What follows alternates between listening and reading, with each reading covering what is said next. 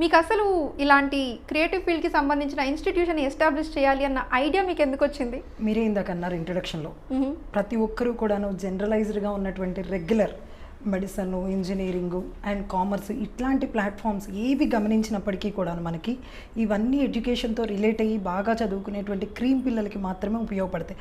But ఎవరైతే థియరీకి సంబంధం లేకుండా ఒక ప్రాక్టికల్గా ఒక స్కిల్ని మెయింటైన్ చేసుకొని వాళ్ళంటూ వాళ్ళ ఒక ఐడెంటిటీని క్రియేట్ చేసుకొని కెరియర్ వైపు ముందుకు వెళ్ళాలి అనుకున్నప్పుడు మనకి ఎటువంటి సోర్సెస్ ఉన్నాయి అనేది గమనించుకుంటే మనకి డిఫరెంట్గా ముందుకు వెళ్ళాలి అనుకునేటప్పుడు the best platforms is media.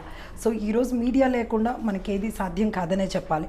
So అటువంటి మీడియాలో ఒక కాన్సెప్ట్ని మనం స్క్రీన్ మీదకి తీసుకురావాలి అని అంటే what are the different elements we required.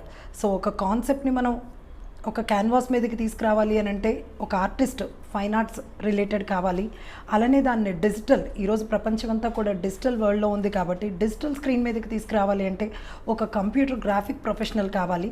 But finally ఇవన్నీ కూడా మనకి అనుసంధానంగా మనం ఎలా అయితే రియల్ లైఫ్లో లైవ్ యాక్షన్తో ఉన్నామో అలాంటి లైవ్ యాక్షన్తో ఫిల్మ్ మేకింగ్లోకి రావాలి అనుకునే ప్రతి ఒక్కరికి ఉపయోగపడేటువంటి ఈ పర్టికులర్ జోనర్ వైపుకి, మీడియా టెక్నాలజీస్ వైపుకి, క్రియేటివిటీ ఇండస్ట్రీ వైపుకి స్టూడెంట్స్ రావాలనుకోవడం చాలా చాలా ఇష్టమైన ఫీల్డే చెప్పాలి.